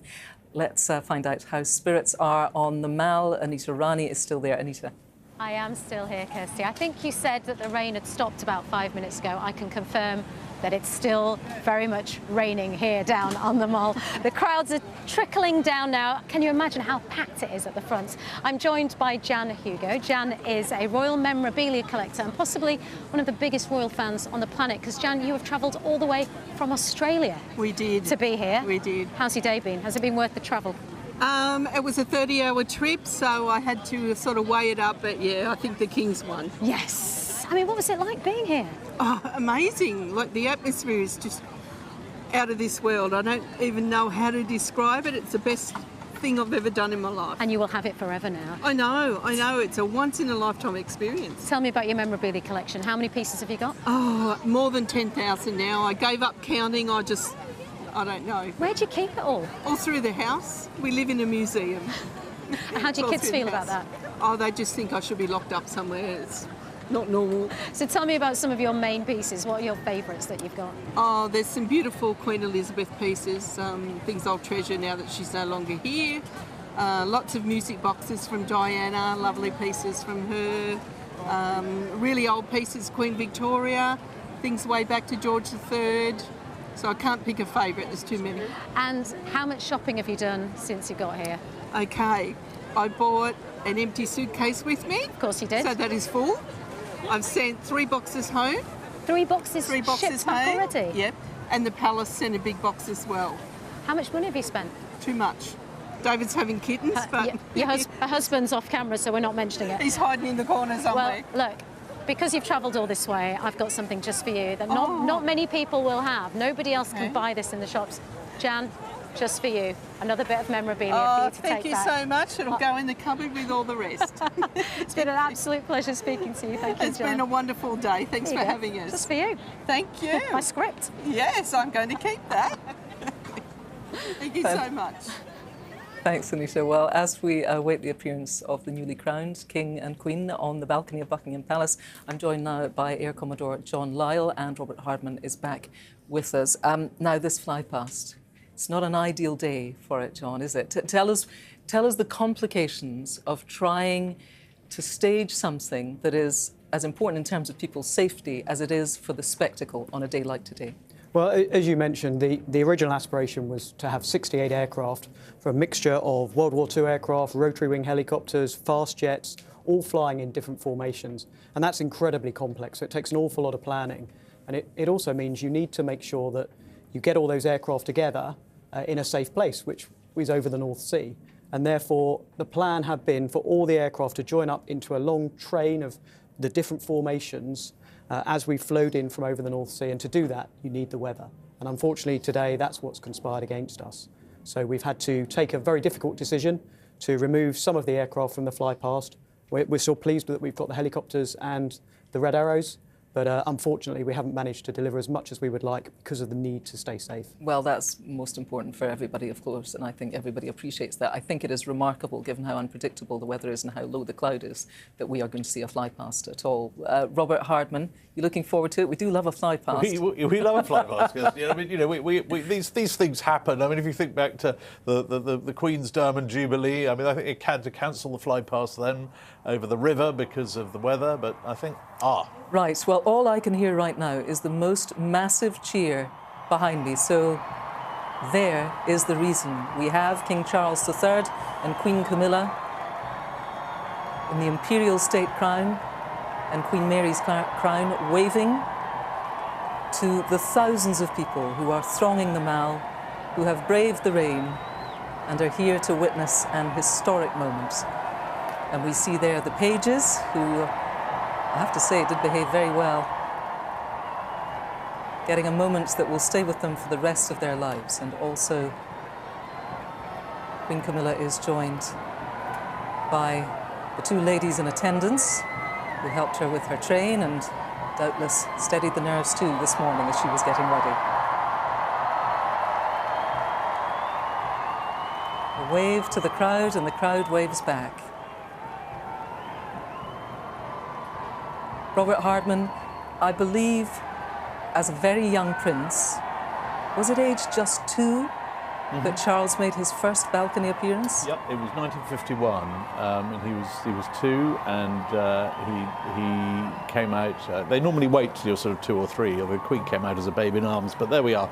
This is the rest of the family joining them now. The working family. It's quite interesting that we're seeing there all those who still undertake engagements, regular engagements, and their children. But I mean, this is such an important moment because this is the first time he has led the family out as king. He's been on that balcony, as you say, Kirsty, since he was tiny. He can just about remember the coronation balcony moment, and ever since then he's been seeing these scenes. But you know, he's leading them today. He's the one they're here to see. He does look relaxed. He's taking it all in, and it must be quite a scene to be on the receiving end of. And when you say working members, I mean, obviously we've got children there, we've got the pages today, some of them better known faces than others. Take people through the working members of the royal family. The working members, they're the ones who appear each day in what we call the court circular. There we see the new Duke and Duchess of Edinburgh there, Prince and Princess of Wales there. Then the pages, the King's pages, the Queen and her pages there to her left. But this is sort of, in a way, recognising those whose day-to-day job is supporting the monarchy. They are, you know, the King's eldest son, the Prince and Princess of Wales, and Princess Anne, of course, the Princess Royal, the Duke and Duchess of Edinburgh. And also it's nice to see there the elder cousins, as the Duke and Duchess of Gloucester, Princess Alexandra, the Duke of Kent. They still play a part in this sort of broader royal frontline unit, if you like. You know, they may not make the headlines every day, but they're still there. They've got their patronages, and the King feels a great debt of gratitude to them. So on a day like today, he's saluting them. What we haven't got here is all the extended cousins and cousins of cousins and that sort of thing that we used to see at perhaps a birthday parade. I think underlying the messaging here is, you know, today's a day about the monarchy rather than about me, myself. Yes, very interesting point. And I suppose such a special day when those youngsters have been involved, you want to say a sort of thank you. Oh yeah, they've been working today. There's a deal of pressure on those youngsters to go out there and behave well. Also very interesting to see, well, there we are. A wave from two very popular people. Not in a wheelbarrow around the garden today. Something altogether different. And here we see, John, the helicopters coming in. Yes. Through the clouds, through the rain, they've made it. Exactly, they've battled through. So this is the first of 5 formations of helicopters we'll have ahead of the Red Arrows.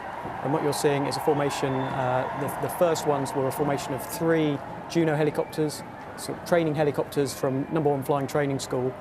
And interestingly, on the second of those helicopters is Squadron Leader Rich Allinson, who was actually one of Prince William's flying instructors when he was going through his helicopter training. So there's a nice royal connection there. And also interesting that these the helicopters can fly lower, so that's one of the reasons it's safe for them. They can, and they have slightly different rules when it comes to cloud base and how close to the weather they can get because of their slower speed. Right, and even though it's very rainy then, it's not too dangerous for them today? It's within the safety limits. It's right on the edge, which is why unfortunately we couldn't get the other aircraft, but absolutely within limits for the helicopters and for the Red Arrows. And so they're coming right overhead. Hear them now. Right over the palace. Everybody looks up. And so at the King top himself, of the screen. Sorry, go ahead. So the top of the screen there was the Army formation, so a Wildcat and 2 of the AH-64s. So they're coming over now. So we've got formations initially from the Navy, then the Army, then the Royal Marines, and then finally the Royal Air Force. And the King and the Prince of Wales both looking up there and understanding both as helicopter pilots. That's interesting. It is. They know what it takes. Well, we've got the first monarch who can fly a helicopter. He was in his naval days. Correct me if I'm wrong, but he was actually a very good Wessex helicopter pilot. Yes. He was top of his class, so he knows what's going through their minds. And of course, the Prince of Wales has flown many helicopters, so there's a lot of expertise up there. If they're flying the wrong way, I'm sure they won't just hear about it from their immediate bosses. Now you see, everybody else is tilting their heads up, apart from the King and Queen. But of course, they've got something to be mindful of. So it's just eyes up for them. It's one occupational hazard of the head that wears the crown is you can't look down, as the Queen used to say. You've got to read your speech looking straight ahead. So they're making a fair sound. We can see the windows of the palace there even having a little shudder as those helicopters went past. And one of the things that I certainly wondered today is, how would the crowds be? Would it be a huge crowd? And we have a very definite answer, Robert Hardman, in that. Yeah, we do. I mean, the crowds aren't as big as they possibly could be because of the new sort of system they have for sealing off the processional area. You haven't got as many people in the immediate area, but here's the big moment. Yes, here's the big moment. Here's the main event. Absolutely. So the Red Arrows, because they are a professional display team, they can work to greater weather limits than the other aircraft who have unfortunately been unable to join us. So we do get a chance to see the iconic Red Arrows in their red, white and blue as they come down the Mall, which just looks fantastic. What a scene.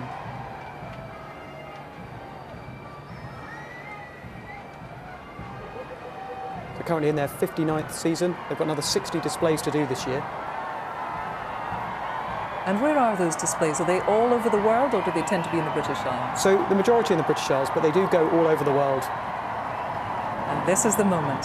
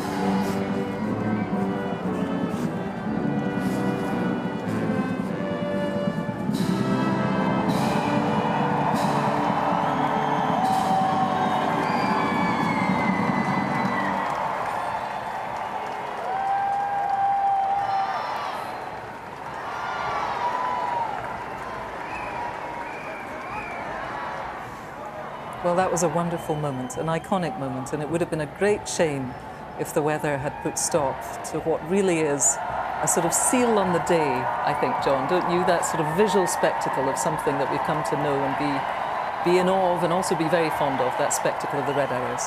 Absolutely. The armed forces giving a round of applause.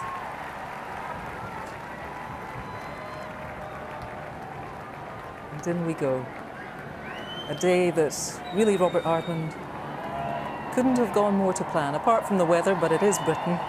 And it is the spring. It is a coronation, It is the coronation. You know, and as the King said yesterday when asked about the weather, he said it's a blessing.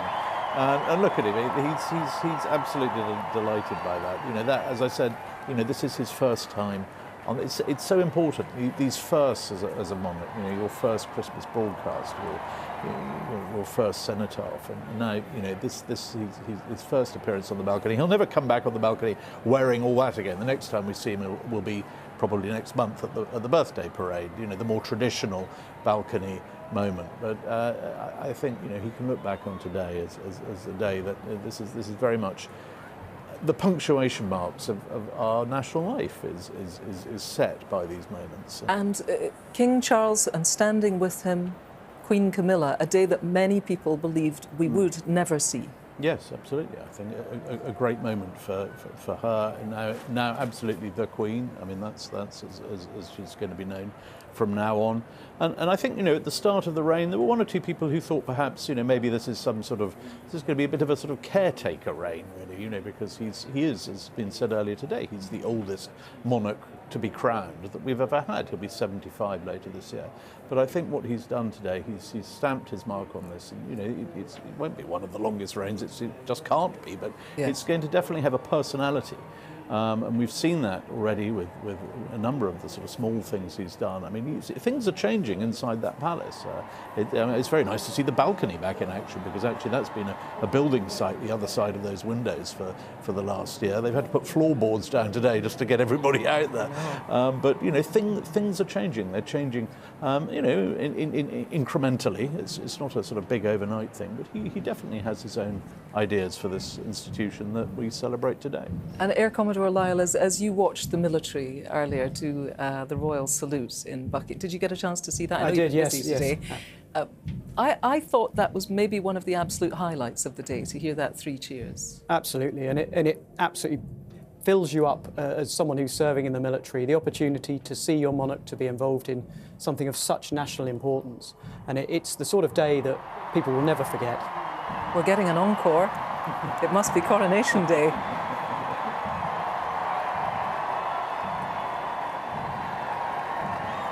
And I would say, Robert Hardman, the King looks, I suppose entirely understandably, very relaxed. That is a huge responsibility, to have a successful coronation, not only that people come out onto the streets for, but actually that just simply goes well in terms of the logistics, because the amount of input, the amount of planning, and the amount of pressure is enormous. It is enormous. I mean, I likened it earlier to a wedding day. It's the day the monarch, if you like, is sort of married to the people. There's all that stress. Now it's sort of downtime. One of the most charming scenes from the Queen's coronation were those pictures afterwards of what goes on in the palace. And now they're going to get back inside for photographs. I'd love to see those photographs. It was actually back in 1953, one of the maids of honour had to stop the King there, age 4, grabbing that crown off a table and running off with it. So I wonder if Prince Louis is going to reprise that role now. He's got that look about him, hasn't he? Let's be honest. He's definitely up to something. But that's nice. So there's the Queen just patting him, saying that well done.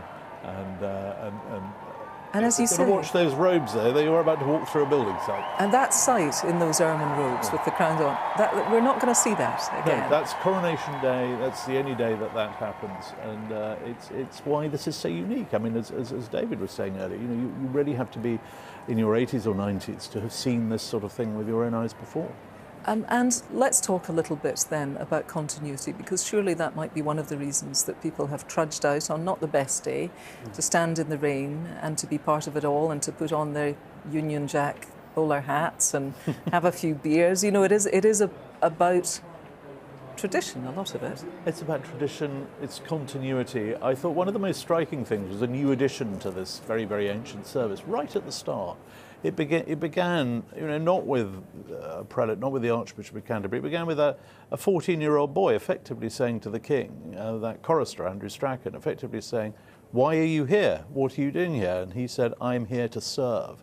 I think that was such an important preface, if you like, to the whole thing. And throughout this immense grandeur and tradition, we've just seen this sort of note of kind of humility all day, just remind constitutionally, religiously, just sort of explaining where this king belongs in the sort of national landscape, if you like. Yes, he's the head of state. Yes, he's the king, but he's there to serve us too. Anita Rani is on the Mall. She's having a chat. Let's go back and find out who she's talking to. Anita. Yes, Kirsty, I am on the Mall. I think I have had the best seat in the house all day on the iconic Red Road that has seen numerous processions, ceremonies, weddings, funerals, and now, after 70 years, a coronation. And it's been about the people down here. And, well, we could just ask the people, have you had a good time? So many Union Jacks, we've seen all the hats, we've seen all the outfits, and people have travelled from all over the world to be here. And it's not just been about the crowds down here, some of them have camped overnight, it's about all the volunteers as well, the armed forces, St John's Ambulance, the stewards that have made this whole day run like clockwork. And the biggest privilege that everyone here, including myself, have is that we can all say, we were here to witness the coronation of King Charles. We will have that forever. So it's been a great day from the Mall. Thanks very much, Anita. Well, there we see the brollies are up.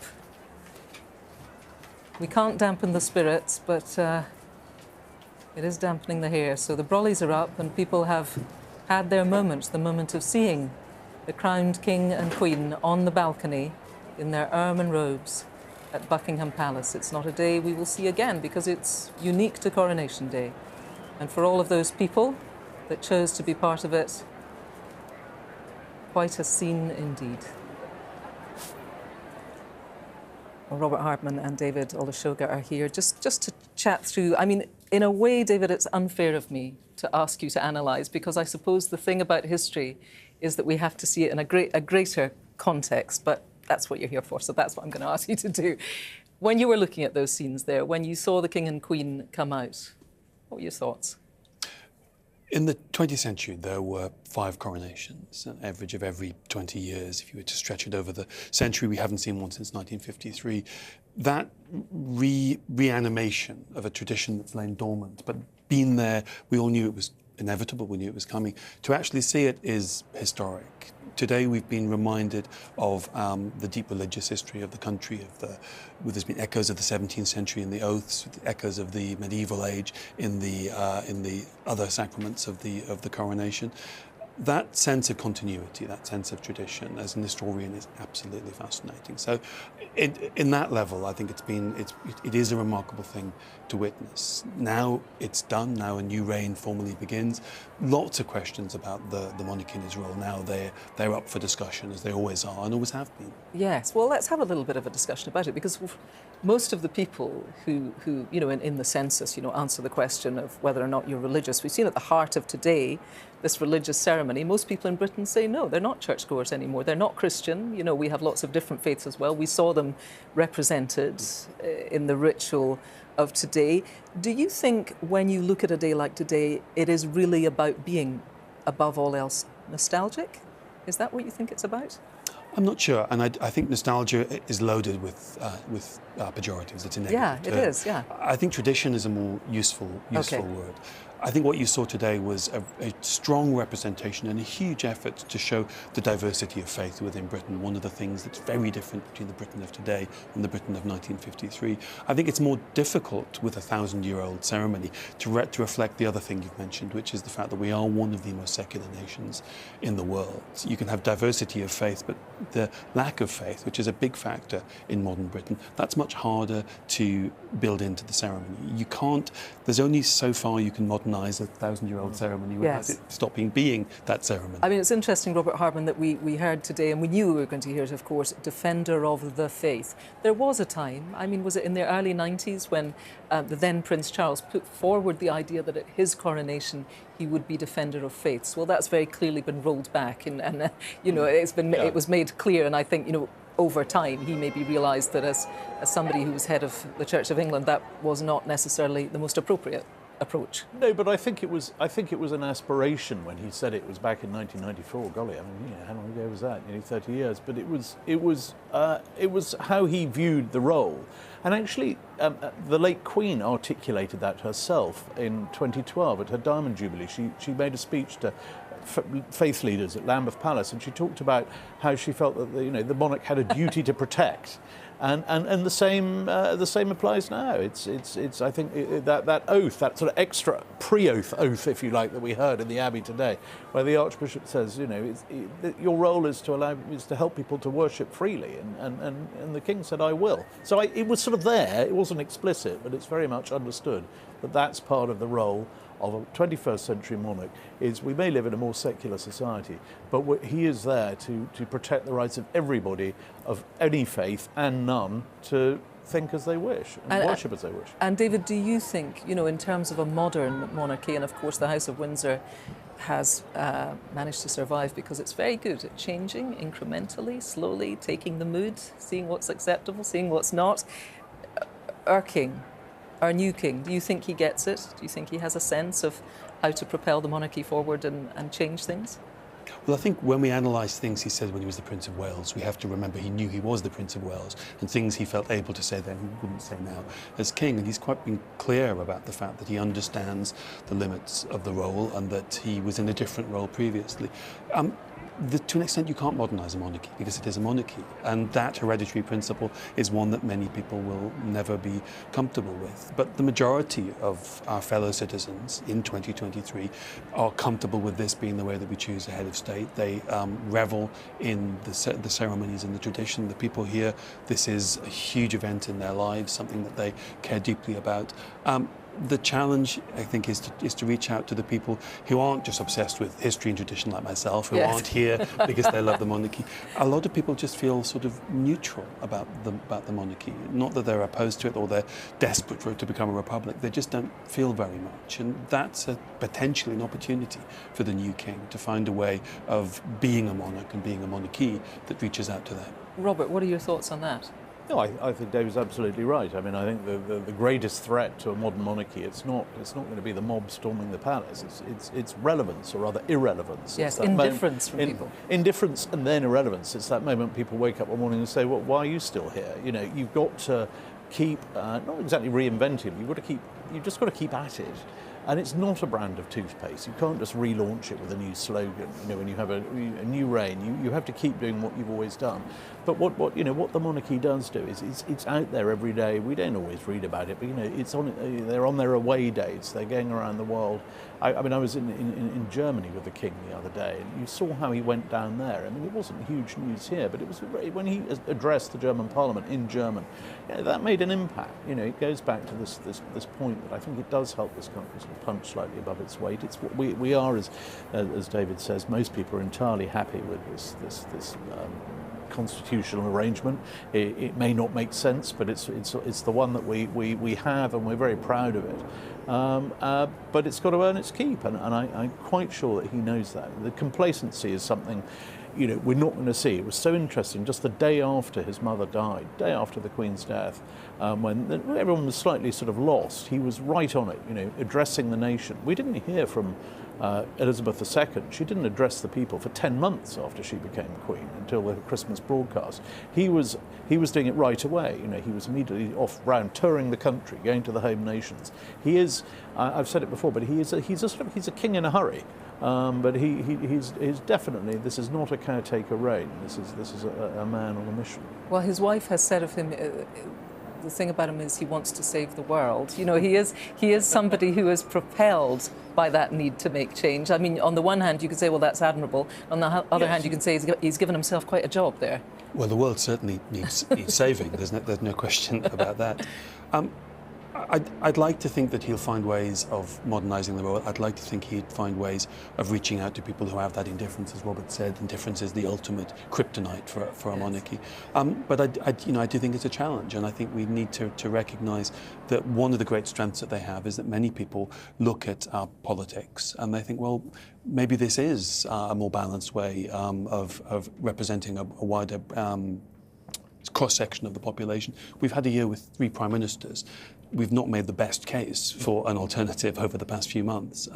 So I think we have to wish him well and hope that there are ways of modernising and that he's capable of finding them. Let's talk. Sorry, you want to say something? Well, I just thought that reminded me of a very. It's a very good point, David. There was a rather good tweet in that extraordinary week. Someone said, "There's a pint of milk in my fridge. It's seen 2 prime ministers."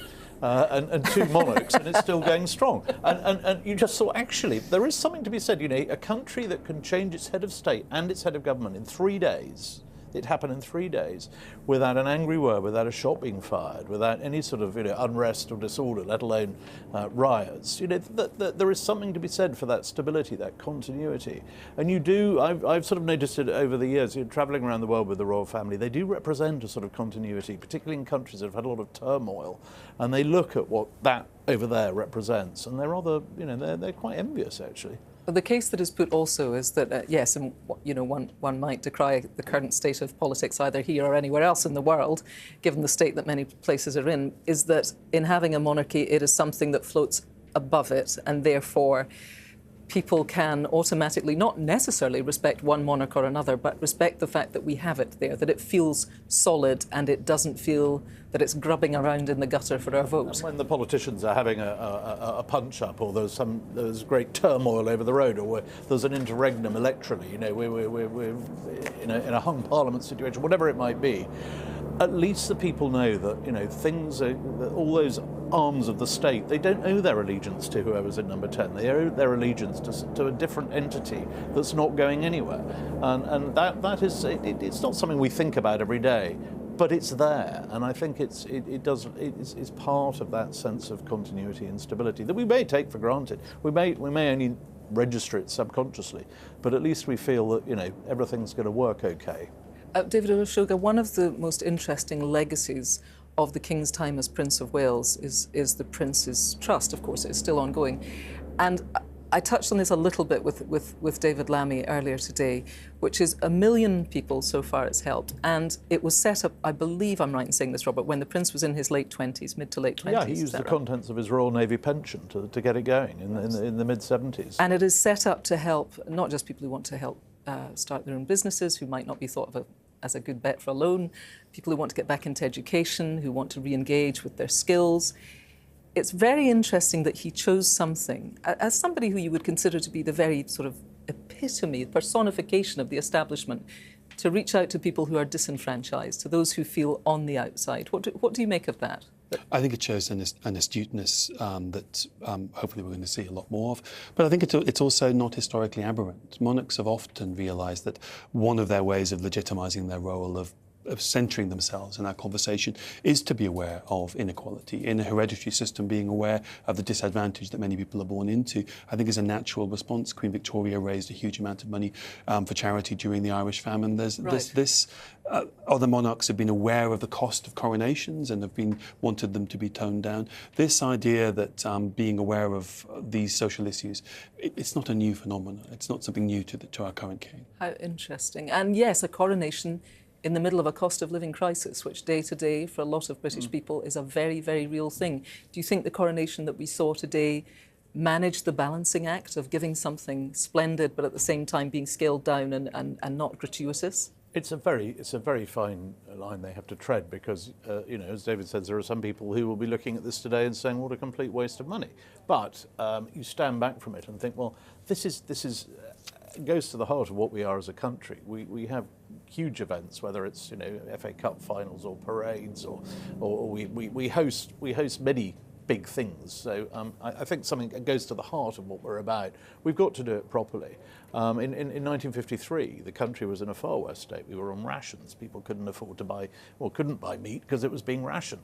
And at the time, there was a debate, you know, should we really be having this big event at a time of post-war austerity? And actually, most people said, yeah, we should, because, you know, this matters. We need to do it properly. There's nothing worse than a pared down, scaled down sort of coronation on the cheap. As Churchill said, you can't have a coronation with bailiffs in the house. He wanted to do it properly, and I feel today we have struck the right balance. It could have been much bigger. We could have filled the Abbey with 8,000 seats instead of the 2,000 we had. We could have had all sorts of bells and whistles, but I think they've called it right. Thank you to you both for all your insight, for your knowledge, for your historical references. I've learned a lot, and it's been wonderful to share the day with you, such an important day. Thank you to you both. Thank you. Well, there we are. I've never seen anything quite like it, and I imagine neither have you. What a day. History unfolding in front of our very eyes. The man born in that palace just behind me more than 7 decades ago, today finally meeting his destiny and stepping out onto its balcony, a crowned king. He greeted the crowds we saw there with a warm smile, cementing his relationship as their sovereign, and by his side to support him, his queen and heirs. And that roar of approval from the crowd on the Mall seemed to tell us something about the joy that this Coronation Day has brought to so many. They'll doubtless tell their families in decades to come, I was there. The arcane ceremony in the Abbey, that exquisite music, the priceless jewels and magnificent carriages were dazzling.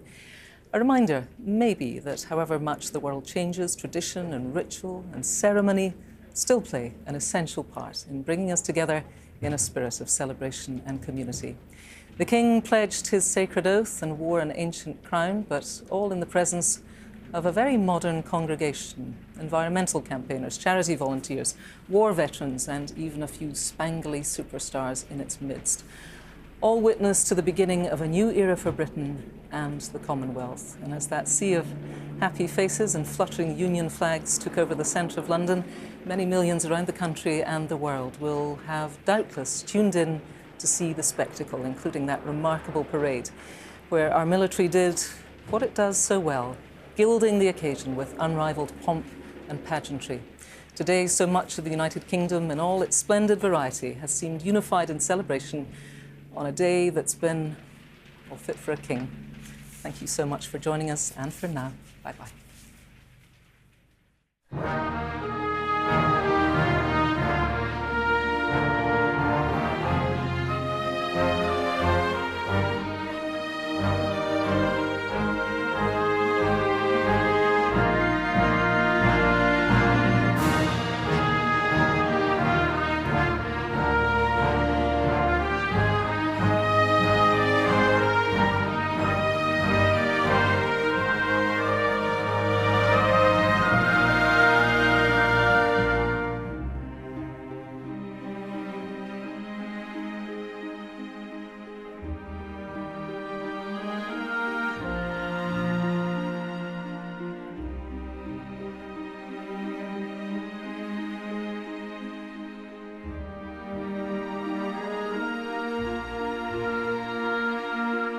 Your Majesty, as children of the Kingdom of God, we welcome you in the name of the King of Kings.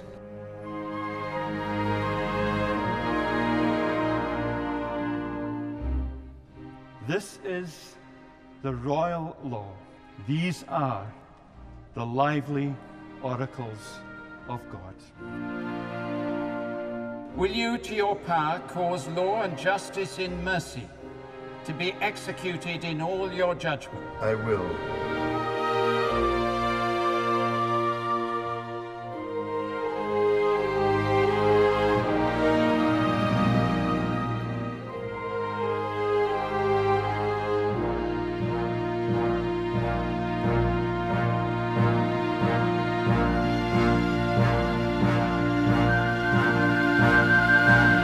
God save the King! I, William, Prince of Wales, pledge my loyalty to you